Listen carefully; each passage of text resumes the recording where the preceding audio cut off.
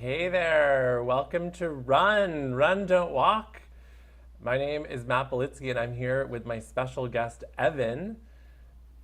Let me let me switch this scene here. Oh, I don't know how to get our names on there yet, but we'll get there. We'll get there.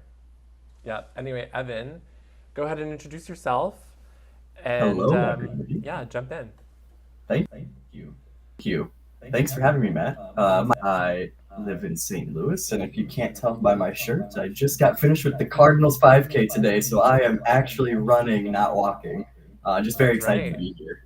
That's right. He's the perfect role model for run, don't walk, because he just finished a 5K race. So he's just stopped himself, but he's literally running. That's right. Good for you. Good for Thank you. you. Now, Evan's here as my special guest. He's going to be my co-anchor, and he's going to help me through the different sections. A quick reminder of what we're going to do. Oh, look at this. And let me do this. Hold on, Evan. I'm going to turn you off for one A new second. layout. There we go. So this is what we have in store for today. Radar. I'm gonna go through some news articles with Evan. I'm gonna try my best to teach him something new. We'll see. We'll see. He's pretty much an expert on everything. Then we have Upskill, where we're gonna go through MATTCHAT as promised, and Evan's actually gonna be the one who walks us through how to onboard and use it. And then we're gonna answer some questions and get to know that a little bit better. And then N is new. We're going to talk about something new. I'm going to share some exciting frameworks from my book that's coming out later this or in the end of June 26th. So very exciting.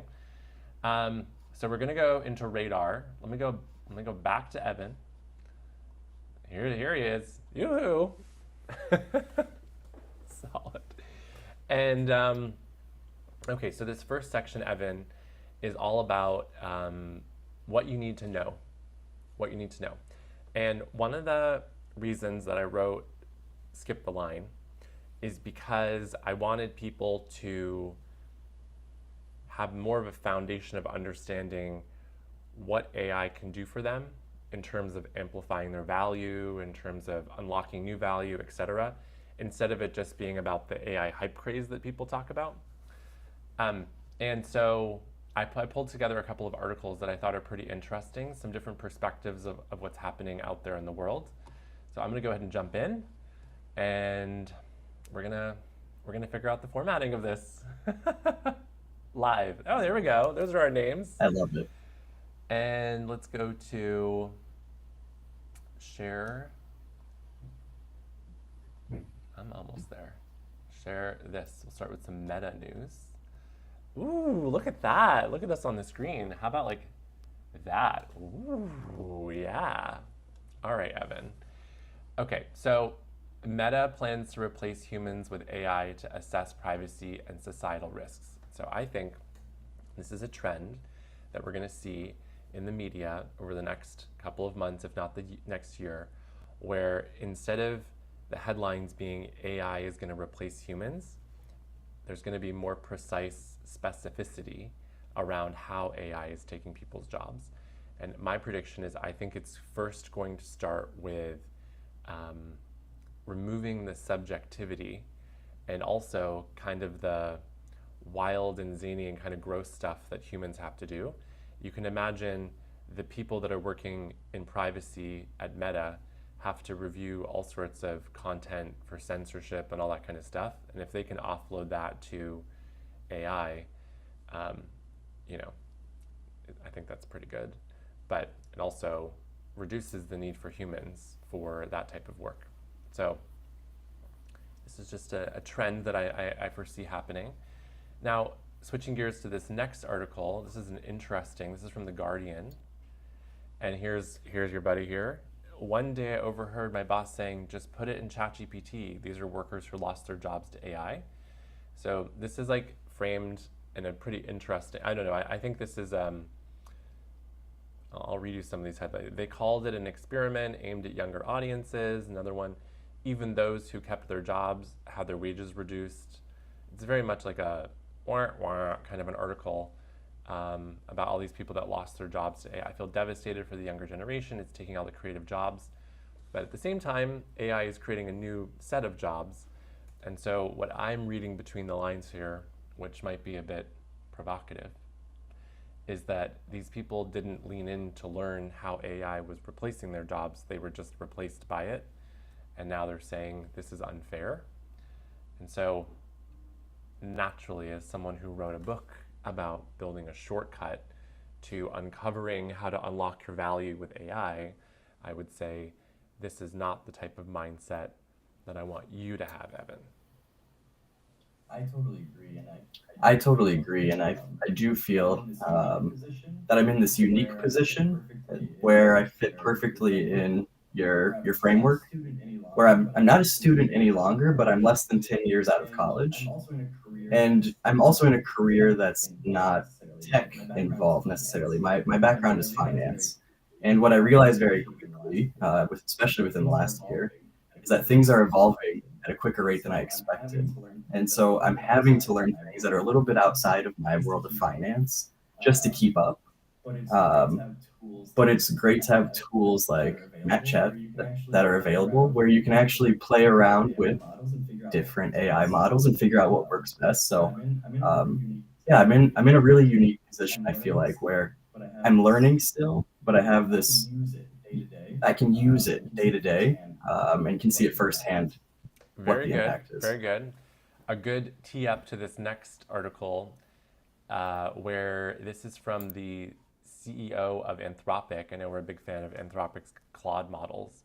And what he's saying is that there's a white collar bloodbath on the horizon, where, according to him, there's going to be an unemployment spike of 10 to 20% in the next 1 to 5 years of white collar jobs. And the decree is to stop sugarcoating that we have time or that anything is possible. And so basically, this is an Axios article about what he said. It's really drawn out, but what I want to say here is that there's a lot of content out there to learn quickly how to be dangerous. And I think that this 10 to 20% are the people who are either apprehensive and haven't leaned in, or they don't think it's their responsibility to learn something new. And I would say that inevitably, those would be probably the people who would be laid off regardless if there was an economic turn, because you want the people who are the 10Xers who can do more with less. Anyway, so this is an interesting article, different framing. I foresee a lot more scare tactics being used in the media in the future beyond just AI is replacing jobs, but using huge numbers and percentages. But it's all very vague and unsubstantiated, necessarily just opinion. And anyway, I thought that was interesting from our CEO at Anthropic. And as we're using these new models, that models in general, I think it's also an interesting insight that the CEO of the company is coming out and saying this, because the other lens you could take is like more of a sugar coating, don't worry, there's nothing to worry about. And so the fact that he's coming on the offensive, I feel like is an interesting approach, especially since he knows a lot more about the capability of these models and what's on the horizon than we do. But it's important for us to stay ahead of the trends. So I'm going to do my best to make sure that you and I are way ahead. How does that sound? Well, thank you. That sounds Okay, great. and then one more thing I wanted to share is AI search. So in the different models that exist, there's Claude, there's Gemini, Google, there's OpenAI. One of the most recent things in the newest version of models that has been released is the ability for search to happen, where the models can perform their own search and create and find results, etc. And so, there are those in a camp that say this is going to kill search engines, which maybe it will, but some of the challenges that I've seen are that by putting the onus on the model to do the search, it doesn't necessarily give the same level of quality that you would have as a human knowing how to use a search engine. And I'll give you an example. In recent experimentation, because I'm trying to always find ways to upgrade MATTCHAT, I did a test with the OpenAI API search model. And when I asked it to do a search for a specific topic, it pulled a whole bunch of sources that were actually blog content, opinion, and citing first-party sources. And so what it did is it summarized the analysis by these bloggers or by these journalists and not necessarily giving me the first-party understanding of what the content was. And so unless you're like really doing your own diligence to figure out what is being used as the context, it can quickly become dangerous when all of a sudden someone's opinion becomes fact and you're using that for your analysis and you're citing sources, but the sources aren't necessarily the original source.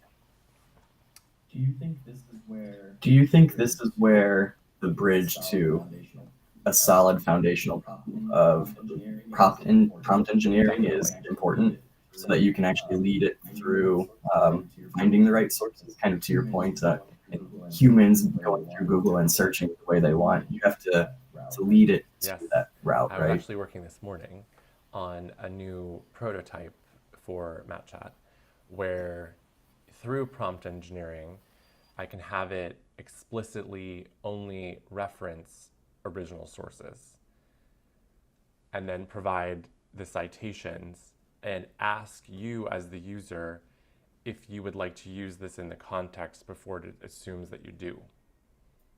So That's really cool. yeah, Oh, that's really I'm trying cool. cool things. And when I look at the sphere of AI news and people talking about using AI in search, I don't know if people are necessarily doing this level of diligence. And so another, concern that I have, and I'll go to this next article, it's my last one, is just showing generative search tools fabricating results or not providing original sources. This is like an interesting view into the world from, let's see, what is this from? There's a whole bunch of analysis from Columbia Journalism Review. But down here, this chart specifically, when an app like MATTCHAT uses a model that doesn't pull information that's accurate, and then the user gets burned because they realize what they shared was wrong, they blame MATTCHAT, not the models. And so that's why in MATTCHAT, in the version that you're going to share today, I don't have web search yet, intentionally, because I want to make sure that I have my stamp of approval over how it should work for my users before unleashing this new technology. And another thing that is that the 4.0 models from Claude are not available in MATTCHAT yet. And that's because there's so much interest and so much activity from an API connection that I find that by using the latest, greatest models in MATTCHAT, there's a higher probability of errors and the model not completing because there's so much traffic on the system. And so I'm using more standardized, not bleeding edge, but still good models. And I don't have web search turned on yet, but that is my intention. So a little preview to the roadmap. Very cool. It looks like there's maybe not some clear winners, but at least a clear loser here. If I could speculate, would you draw to the same conclusion that Gemini is really behind the curve? Yeah, yes. And remember, this is the sample size here is a publication URL of 200 excerpts extracted from news articles from 20 publishers. So I don't know what the original data set was, and it might be biased in one or more directions. But Right. again, that's like another layer of this. It's like Hmm. you have this chart, looks amazing. It's coming from a reliable source, but what is the data behind this? And do I need to reference that to a user to be like, hey, heads up, there's this chart and it looks great, but might be more to the story. I don't know. That's where I'm trying to find the line between like what my responsibility is of an app creator and what my responsibility of it as like putting it on the user to figure out what kind of diligence they want to do. So welcome to Yeah. the chaos in my mind. That's what's happening. You're on your 5K running, and I'm running in my head trying to figure out what's going on. Well, it's one of those unappreciated things, but it goes a long way. Yes, I'm happy that the users that I have on MATTCHAT um, don't reach out to me very often with support questions because they know that the experience they're getting doesn't have all the bells and whistles, but it is an experience that is helpful and easy, intuitive to understand. So that's kind of my brand and my ethos right now. All right, I'm going to stop sharing this, and I'm going to go back to our agenda. So that was the radar section. And next up, we've got upskill. And here is where I want you to share MATTCHAT. And we're going to have you drive on your screen. I'm going to go maybe off camera, unsure. Are you able to share your screen? Do you have that? I do have that option. Now the audience might need to give me just a couple minutes here to make sure I get Yeah, it take your right. time. Take your time. So there's an invite experience which we're gonna skip over because it's different for different types of users. And another thing to mention is that MATTCHAT is available in two ways. For enterprise customers in a specific way of how they're onboarded, and then also for individual users. And I'm not selling it with like a Stripe payment gateway for individual users yet, because I consider it to be in beta mode until I get more clarity on some of these features like web search and other things. But what I'm going to do today is ask Evan to give us a demonstration of how he's onboarding. And then maybe if he gives his stamp of approval, I can learn how to get the Stripe payment gateway set up, and we can get more users on here as paid users. So he's going to be the one to decide if that's what we should do as a next step, because he is a power user. It's a lot of pressure. Mm-hmm. So, all right, you ready with that screen? I sure am. Okay, so press share, and then we'll figure out what the template is that we're going to broadcast here. Perfect. Hopefully, I don't get too many spam emails from this. That's right. That's right. Here we go. I'm going to turn me.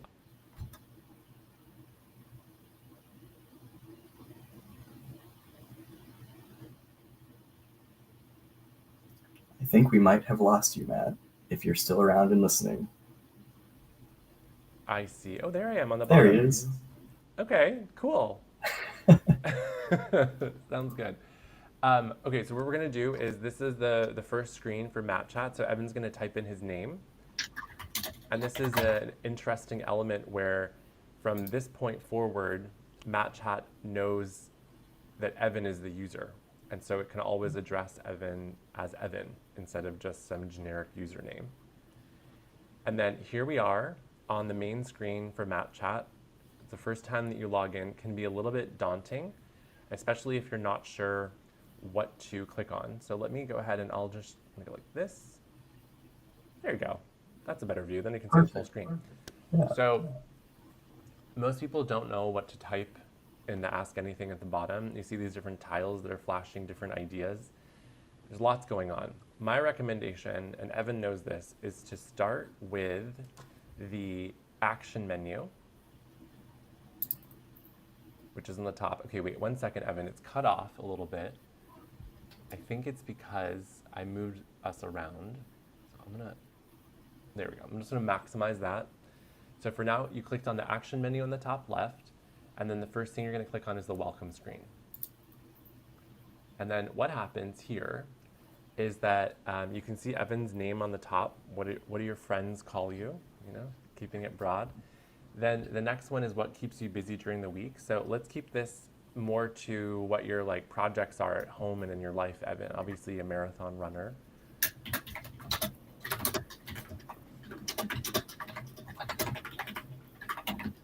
How about that? Yeah, that sounds pretty good to me. Doing the dishes and running marathons. That's you got your hands and your feet busy. And then where are you located?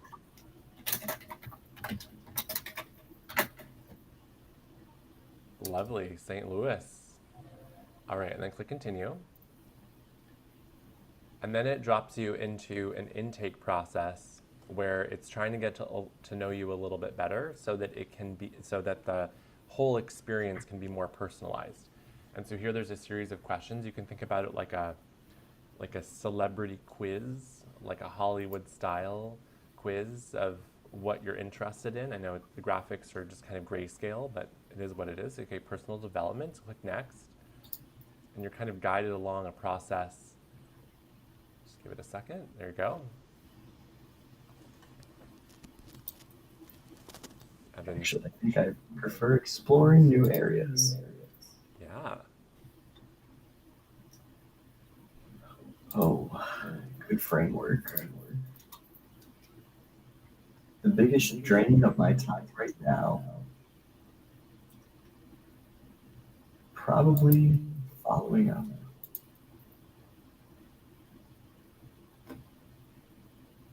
Everybody wants time back. Great. Okay, so now what it's done is it's created a profile summary, and you can see it has I'm Evan, doing the dishes and running marathons. That's his role there. But now that he sees there's like a little bit of a grammatical error between doing the dishes, he can go ahead and edit this about you section to his heart's content. And there he is. That's right. There you go.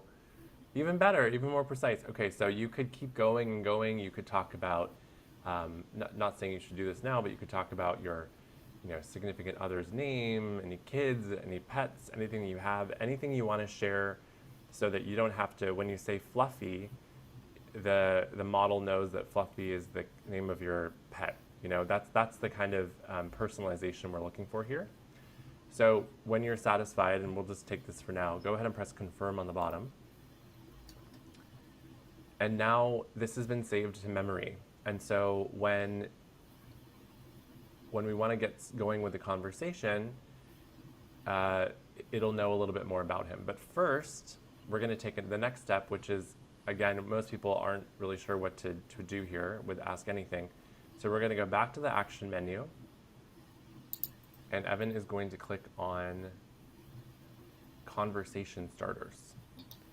And this is a prompt gallery of basically a whole bunch of options to get going. You can see across the top, there are 5 different tabs right now. One is time savings. Then we have the 3W approach, communications, documents, and tools. Why don't you just click on the 3W approach so we can see the different prompts. There you go. So you got some obstacle navigator, opportunity maximizer, then click on communications. There he goes. You can see update composer, feedback formatter, explanation builder. And then for documents, he'll click there. You can see documents and tools. And on tools, let's say that he wanted to get support for making a decision. So we have decision framework here as the third one.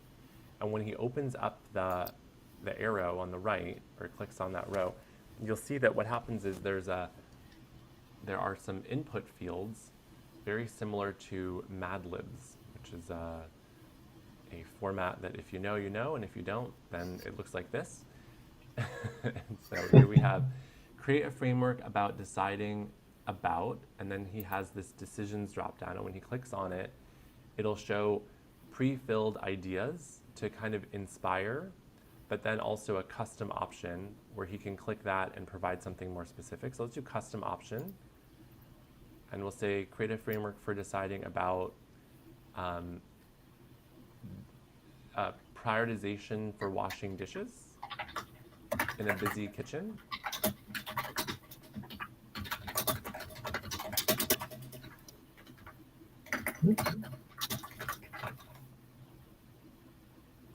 And then based on, and let's see what it gives us. Let's say custom option, yeah, business impact, great. or custom option, whatever you want to write. Business Didn't do impact. nothing wrong. And then he's going to press start chat. Oh, it's Oh. grayed out for me. It is. Okay, go back to business impact and choose custom. This is classic live demo. This is beta. We're in beta. It's not working for you, huh? Okay, go back to... How about I do this? Classic. Go back to time savings tab. Okay, time savings. Yeah. Lovely. And let's go to efficiency blueprint. We'll try the same thing.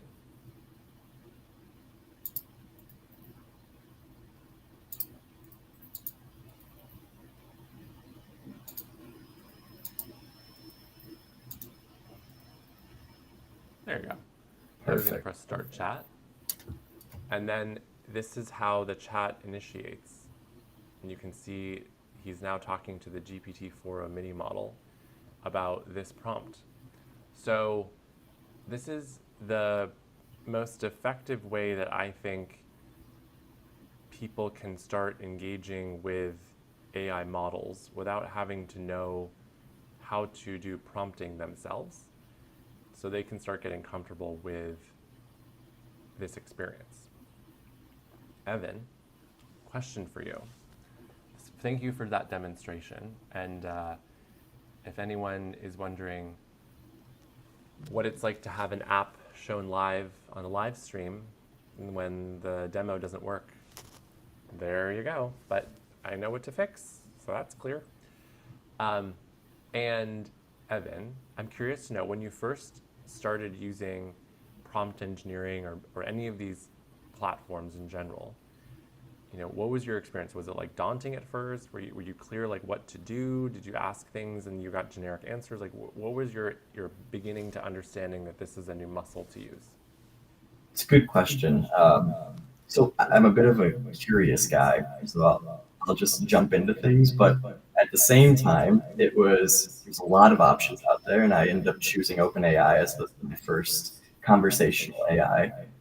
When I got in there, I wasn't really sure what to do, and so I just asked a simple question. And it sort of evolved from there, but it took a long time for me to figure out that I needed to structure what I wanted to get out of it. And so the output was really key for me in certain conversations I had, because I was looking to get something out of the conversation, like going to Google, right? But I wasn't quite getting that. And at times it was vague, or it would just take me a lot longer to get down to the right answer for the information. So that was my first experience, and probably lasted for the first 3 to 6 months of figuring out. That's good. And then what I'm going to have you do now is, that's a great answer. And I bet there are a lot of people who saw what you did and they said, wow, I've never thought about it that way. I didn't know it was possible to start a conversation without having to think about everything that I want up front. And what we're going to do in a moment is get a little bit more dangerous with prompt engineering. But first, I want to show the experience when you do a new chat and you have the model selector on the top right. So he's going to click new chat, which is going to be the button on the far top right, or that one, either one. And then where he sees GPT-4o mini on the top right, he's going to click that, and it's going to give him a list of models that he can choose from.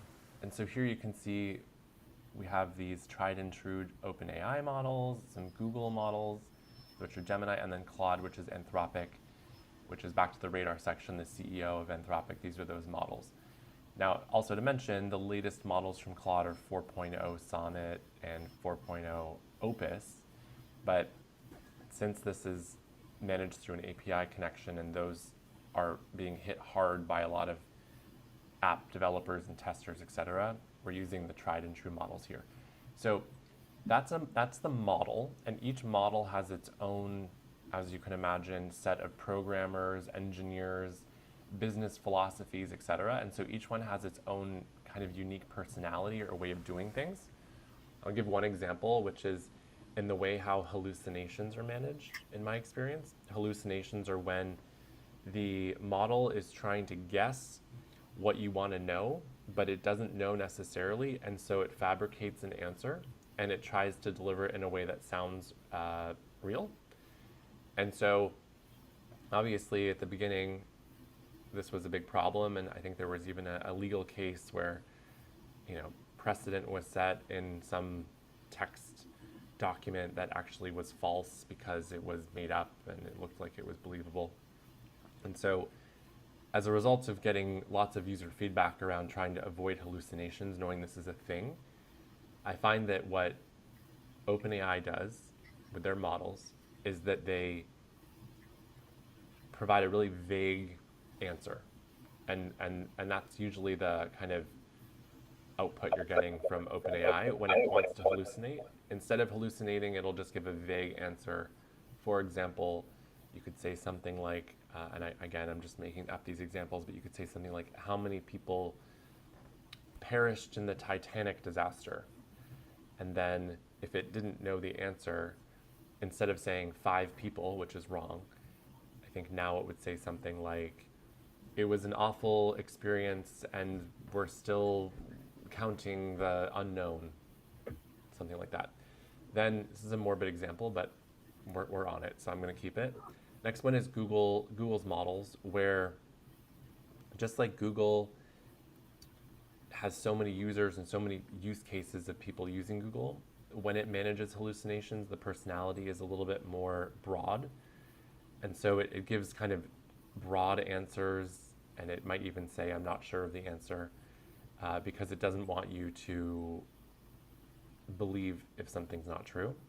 And then with Claude's models or with Anthropic's models, it tends to over-explain in a kind of interesting way where it's over-explaining why it doesn't know the answer.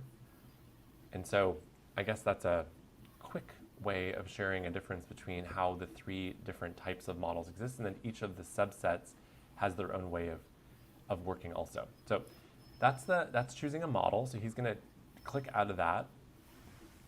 And then down below we have the system prompt, which is the character that we want it to be, the role that we want this model to be. So right now it's acting as an executive consultant who's prioritizing clarity and brevity, and this can be changed to anything, including you are a chicken, where it would think that it's a chicken and responding as a chicken, if that's a thing for you. And then down below in advanced settings, there's some more control over temperature, which is around how creative you want the responses to be. Do you want them to be analytical or very creative? And then the context length is the rolling window of memory capacity of the conversation from the previous turns. And so there's a lot going on there. In the same way that I tried to create an on-ramp for not knowing how to do prompt engineering to get the conversation going, what I'm planning on doing in another version of MATTCHAT is building a screen in the action menu, which is character development or character selection. So instead of having to worry about all of the stuff I just told you about the difference between the models, you would be able to build the character that you want to talk to in a more straightforward way, and then all of these settings would be pre-configured for you when the conversation got started. So Evan, a little preview on the horizon of what you can expect in the future, but that's something that I'm working on right now, in addition to web search. So how exciting. New features added all the time, and also adding new models, just with the caveat that they're not as reliable since the traffic is so intense. Okay, so with that, I want to know more about you, Evan, and your experience using MATTCHAT, even at a high level. I want to know, you don't have to give the specific examples of how you're using it, but at the same time, I do want to know, like day 1, hour 1 versus day 2 versus day 10. How are you feeling in terms of, how do you feel in general? Give me some feedback, live feedback, and I'm going to go ahead and switch us back to this. Cool. So I use it in a professional context, and first day, first hour was sort of feeling out some of the responses and actually what we just covered, the different models. I've never, since I was a ChatGPT user from the get-go, I've never been able to experience the other models. And so it's really great to actually go through and experience some of those because what I've done so far has been document generation and helping speed up some tasks in my professional life. But at the same time, I found that Claude is not as good, in my opinion, as ChatGPT at some number analysis, which fits really Oh, well into my finance background. So, the document generation was really great to be able to sort of toggle back and forth to get analysis versus generation of these things and helping me summarize key points, just speeding up the work. So that's kind of how I've handled it over the past few weeks. But early on, it was certainly switching between them and just trying to figure out what I liked. tell me more about your experience with the models. What's the proportion of Google models versus Anthropic versus OpenAI? And what are, like you mentioned some specific use cases, but where do you find you're trusting one versus the other? Good question. So, how I actually tested it, and this was all myself, I don't know if this is the right approach or not, but I used one prompt, and I'll just give one example for now. One prompt that was, break down these three things and give me some output. And I use that in each of the models, Claude, Google, and OpenAI. And it wasn't that Google didn't perform well in those tests, but I've just through watching some of your videos, some other information that I've read, there's some output in terms of trust for Gemini models that I don't have built up yet. And so typically my usage is between Claude and OpenAI, specifically the 4.0 and the Sonnet. Yeah, yeah, that's good. That's good. And one thing that I'll tell you, which you may have experienced, is that when you go between the different models of within each of the providers, so within uh, Anthropic, there's the Haiku versus the Sonnet models. I find that you would think that by asking each model the same question, you would get a similar output. But I find it's like a completely distant relative, and it's like almost like they don't speak English, and you're like, what language are you speaking here? And so you have to like really build up trust to understand once you start getting the flow of the prompts, like how things are working. So one of the things I've experienced in my testing with upgrading MATTCHAT is of the 3.7 Sonnet and the 4.0 Sonnet models, every time I engage with them, when I try my like tried and trusted prompts, it doesn't give me the same level of quality that I'm used to. And so I feel like I have to like relearn how to do my prompts all over again, which is a frustrating thing, but only something you would know if you were a power user as you are now in these platforms. And so I think that's an interesting insight for you. Yeah, it is. And I tend to stick to like use cases for mine. And that's kind of how I've divvied up the work between the models. And it seemed to work out well in addition to MatChat storing memory. So it does sort of help that it can build on Yeah. some of that, especially if there's long conversation, those prompts recycle. Kind of keeps the formatting the same if I've already got it going. I'll tell you one more thing, and I'm just curious to get your perspective. When business people are using ChatGPT for the first time, or they haven't had a lot of familiarity with how to push the model to work for them, they kind of take the first response at face value. And so I've seen people like upload a document or something and ask it to provide analysis, and then take that analysis as like gospel and like, oh, this is perfect, like this is so much better than a human would do. But they don't push the model to get even more deep and more, precise insights. So I'm curious to get your perspective on the learning curve of how you went from looking at the initial response to then feeling like you could push the models through conversation a little bit further, and what is it like, what's the experience like with humans? Like how could you relate it to a human experience? It's a very interesting question, and I would say at first I would take it at face value. Um, but the more that I use it, the more I end up iterating and I start breaking it down into components rather than trying to do a splatter shot, if you will. If there's a whole document I'm trying to work on, there's there's too much for it to process at times, and so it could have inconsistencies throughout that maybe I don't align with one part, but I do with another.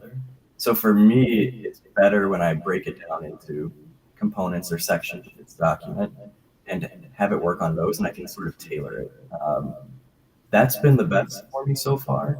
And then, of course, on the more data analysis side, don't feed it too much right away. I tend to walk before you run, but Mm-hmm. get up and running. And so we can get there. It's for me, and maybe it's my prompt engineering, but um, it takes me a while to iterate before I get it into a pattern that I like.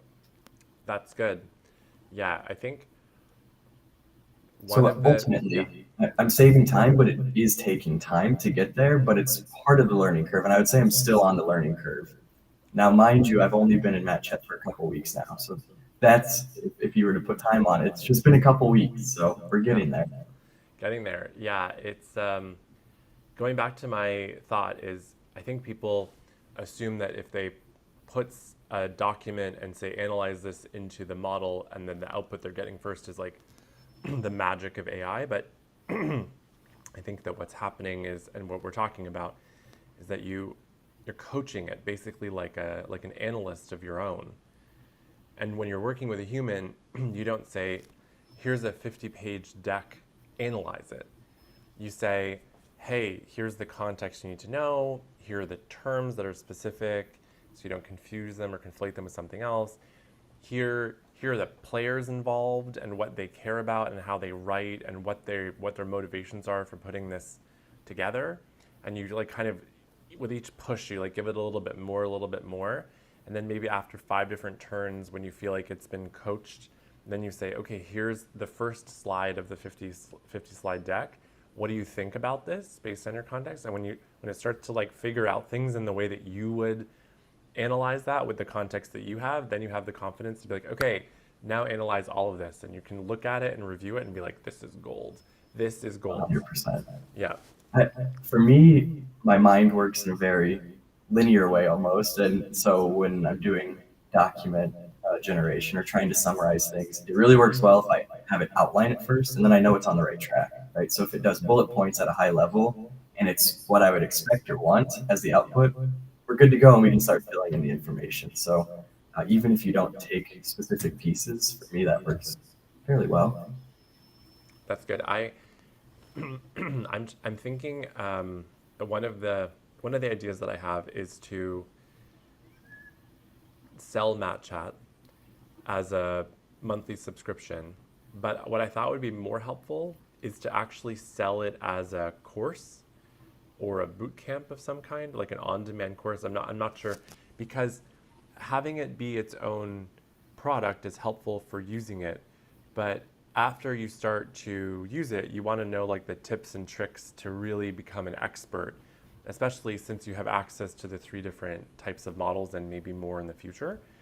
And so that's kind of where my head is at right now, and that's the hesitation I've had with just like adding it to Stripe and having people use it, because it doesn't have a lot of education content surrounding it yet. But that's where my head is at.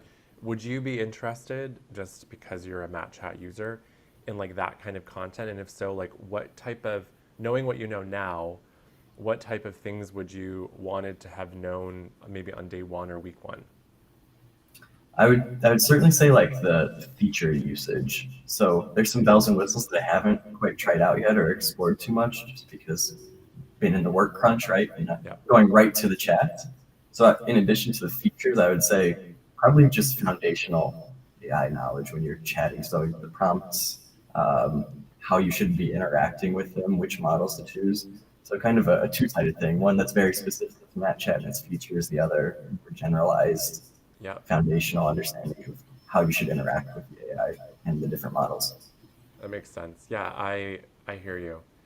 I'm I try to in like coming up with what the perfect content would be, in my head, I have an idea of what would be helpful for me, but I don't always know if that's going to resonate with everyone because I built the app, and then sometimes I'm like, do people care about this? And then I share it with someone, and they're like, what is this? And then like 3 weeks later, they're like, this is amazing, and I'm like, okay, well, there was a learning curve. I just didn't know that.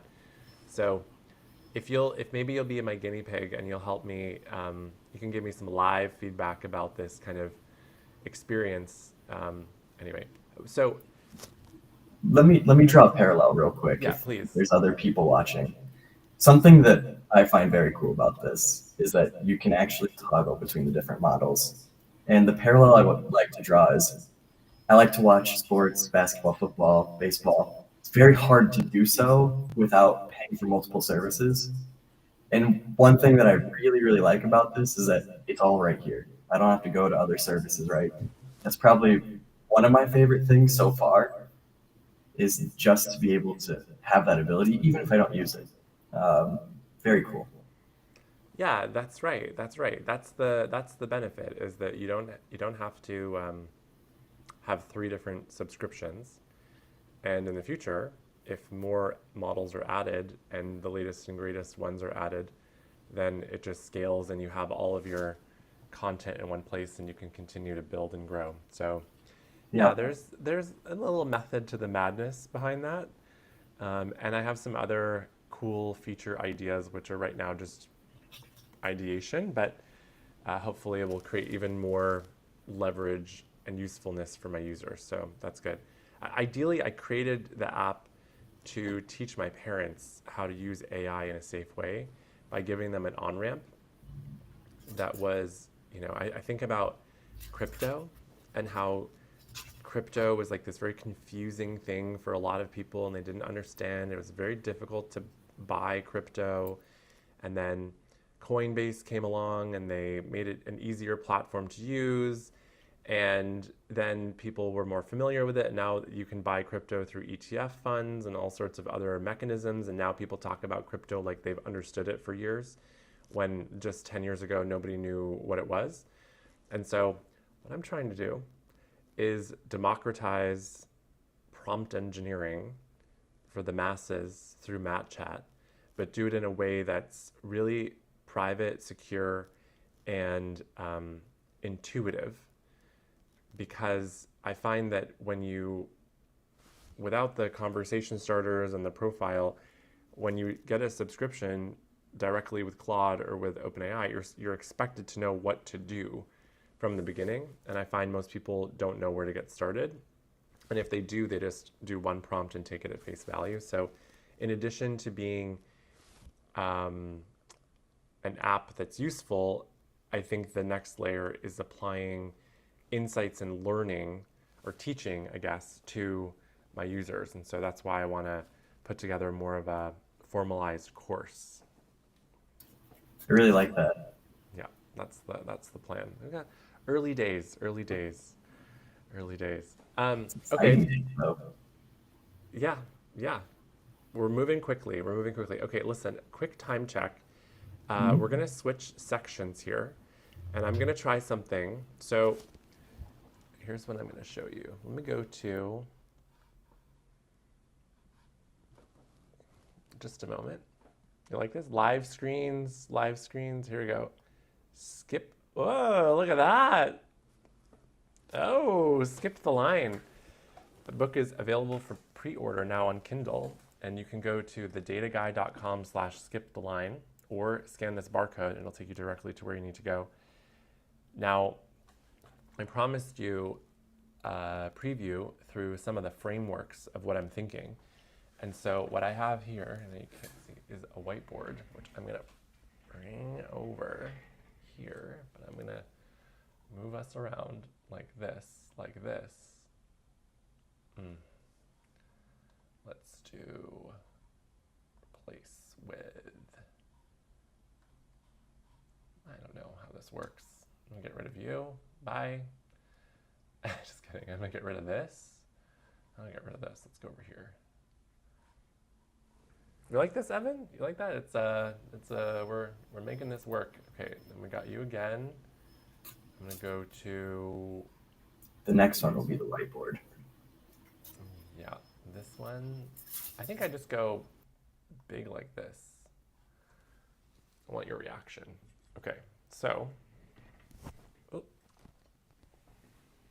you can see some of this.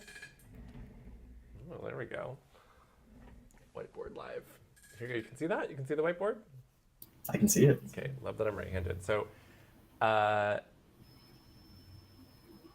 gonna walk you through a couple of the frameworks that are in my book. You can hear me okay, right, with the microphone? Yep. Okay. So the first one is around questions. You know how people say, I have a stupid question, or other people say there's no such thing as a stupid question? So my philosophy, and again, I'm gonna move this up a little bit. Tell me. Okay, there we go. Doing it live. Here we go. So my philosophy on questions is that, let me see, where do we go? We're gonna start right in the middle. When you ask a question, this is a question mark, you're initiating curiosity. And so when I say there's no such thing as a stupid question, it's because usually the first question, oh, bigger? I'm gonna make this bigger in a second. It's just a question mark, just a question mark.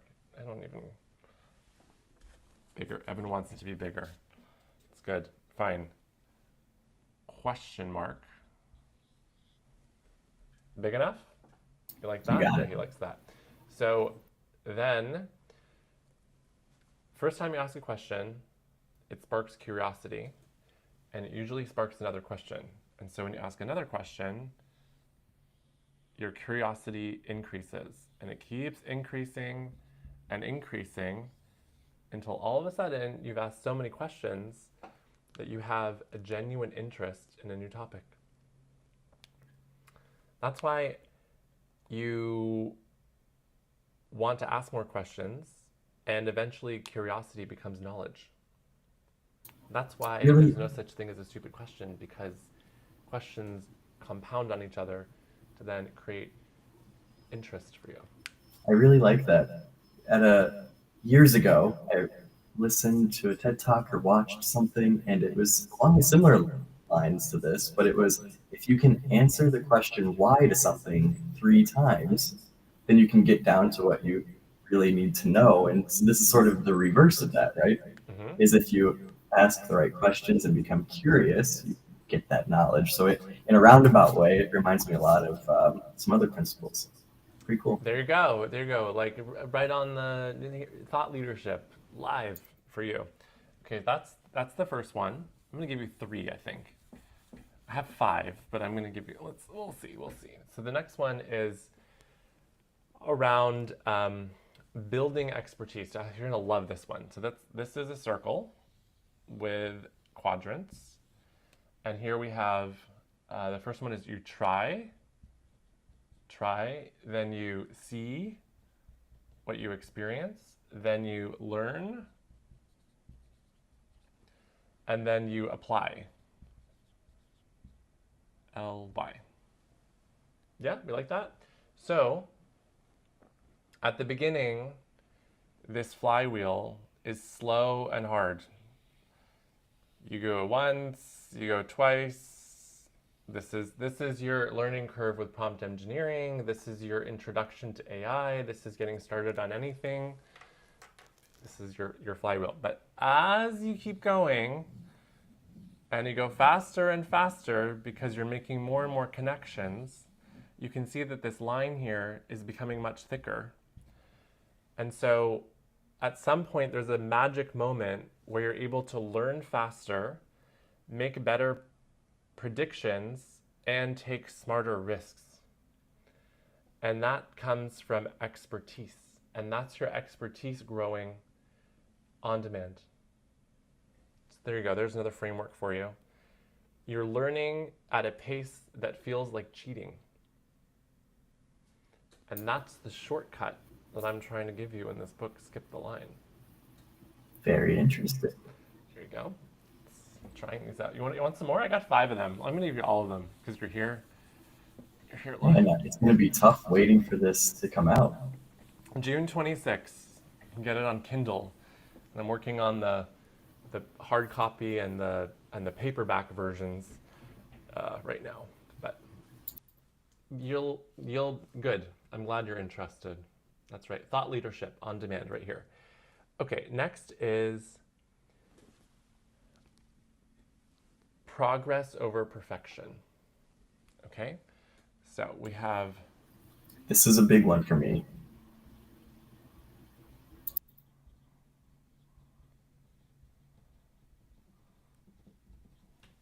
Okay, we can't see that. Lovely. Oh. There we are. This is progress and this is perfection. Okay, so progress might not be a straight line, but at least you're getting somewhere. Perfection is what most people do. They start something, then they're like, oh, I can do it better. Then they do something else. Then they, oh, I have to come back over here. Then they're like, okay, I'm ready to do this now. Oh, but I'm going to come back here. And oh, I'm not ready yet. No, I'm not ready. And here we are. And okay. Perfection. That's what happens with perfection. So, while the path to progress isn't smooth, it definitely keeps moving forward. And what you want to think about is after, let's say, the time horizon here is 6 months. I don't know if you can see that. Yep. You have to say to yourself, what is real experience versus still planning?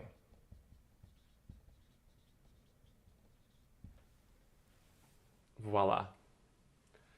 Progress over perfection. Now, another thing I'll tell you, which is like a fun fact for you, I am doing this with this live stream because if I had to do YouTube content that wasn't live, I would stop, start, do it again. I would spend 10 hours to put together 10 minutes of content. And this is a forcing function to get the content out there. So if you're looking at this and saying, wow, that's live, that's why this is happening. This is me along this line, because otherwise I would be stuck over here. And if there's any way that I can inspire you to think that way, go back and watch some of the content and laugh at my mistakes and know that I'm just moving forward still. But there's some I think you actually told me within the last week, better than a month ago, which is great, right? That forward progression. That's right, better than a month ago. Better than a month ago. So that's I am taking my own advice. This is me taking, these are my frameworks. This is me taking my own advice here. So just to clarify, okay, pick up the pace a little bit. Okay, this is fun. This is hello. All right, next up we've got next page. Oh, this is a good one. This is where I think most seniors, maybe students, a lot of business professionals who are being paid well because they have a specific title and they know AI is important to know, but they're hoping that they can benefit from other people learning it versus them having to lean in themselves because they think it's too challenging. And let me show you what this is. A little alchemy, little alchemy symbol. So here we've got, can you see this? Yeah. Let me get rid of this cap. And then over here, we've got this. So here's fear, and here's fuel. All right, and I don't know if you know where we're going here, but basically, most people are here right now where they're saying, what happens if I fail? What happens if I look stupid? And what happens if it doesn't work? And what I want to get across is that along this line, there's some point here where if you just flip the inverse, instead of it being coming from a place of fear, the same nervous energy can come from a place of fuel. For example, in fail, if you're saying, what if this doesn't work? What if things go wrong? What if over here you said, what if things go right? It's not saying that things are going to go right, but it's basically taking the same energy and just applying it in more of a forward-moving momentum. And so this is what I recommend people do when they say to themselves, I can't do it, and instead think to themselves, what if I can do it? Same energy, same nervous energy, just a different way of thinking. Kind of like glass half full, glass half empty. There you go. Hope that was inspirational for you. Love that you're my captive audience. This is great. Is the glass actually ever empty? Good question. Good question. Very philosophical. And one more for you to bring this home, to tie it back to skip the line in the book. So here we have the ground, and then you have your learning. You learn through questions and answers. You helped somebody. You taught somebody. You kept that going. And basically, you are building on top of the ground by creating a foundation. And what I want to say here is that this foundation is actually representing confidence. And confidence isn't a feeling. Most people think, oh, do you feel confident? Confidence is about evidence. Because the only way that you feel confident is by proving to yourself that you can do it. And so by having a strong foundation with all of this evidence, you are building confidence. And so what I'm trying to do is that instead of you having to figure these things out through trial and error to then build your foundation up to become confident, with Skip the Line, I'm trying to impart the knowledge that I learned over the last 2 years of being an AI engineer to basically take this, or maybe all of this, and give you the foundation that you need to build to then build on top of, representing a shortcut. And so when I say that Skip the Line is about a shortcut to unlocking your true value, if you read through it and understand the content, then basically I'm giving you a head start to becoming more confident in something that you want to master. And that's my 5th framework. There we go. I like that. Can I ask you a question? Work in progress. Yes, please.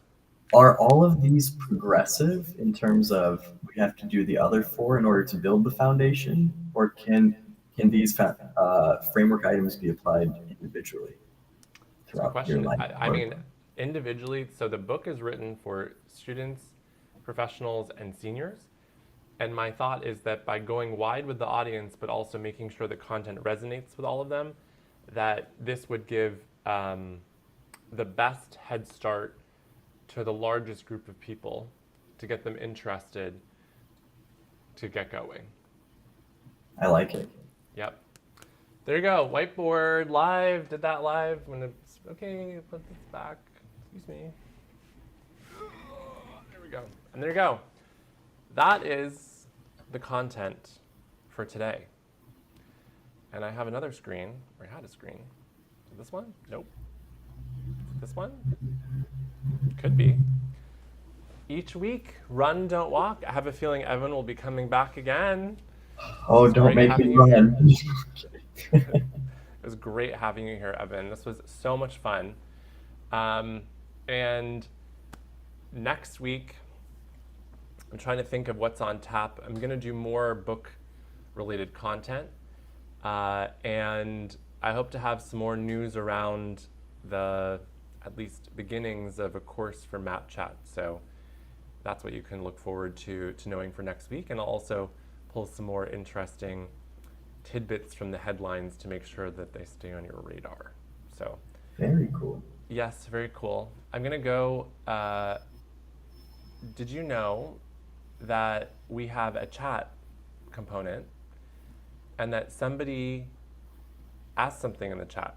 So I'm going to overlay this, and somebody on this day said, how do you have access to all models? And based on this timestamp, I think this happened about 30 minutes ago when we were talking about MATTCHAT. And that's a great question. First time there's a question, this is amazing. The answer is that instead of working with each of the models through a paid subscription, I'm connected to each of the models through an API connection based on usage. And therefore, the app is built around accessing those API connections. And so that's how I have access to all of those models. And that's why they're all integrated into one app. And if I was able to get API access to more models through a paid engagement through usage, I could actually offer even more model types. But I figured for a starting place, I would start with 3 of the major models, and that's how that happened. So, wow, comments and questions, how exciting. Cool. How's that, Evan? Just like a momentous occasion. This is awesome. I'm starting to feel like a celebrity. Hollywood, definitely a Hollywood moment happening here. Okay, well, thank you so much for the question. And I'm going to turn that off. And once again, I'm going to thank Evan, and we'll see everyone here again next week at 2 p.m. Eastern Time for another edition of Run. Thank you, Evan, man. thank you for being here. Any parting words? Just keep running. Keep running. Keep running. Awesome. Okay, goodbye, everyone. Thank you. See you next week. Thank you.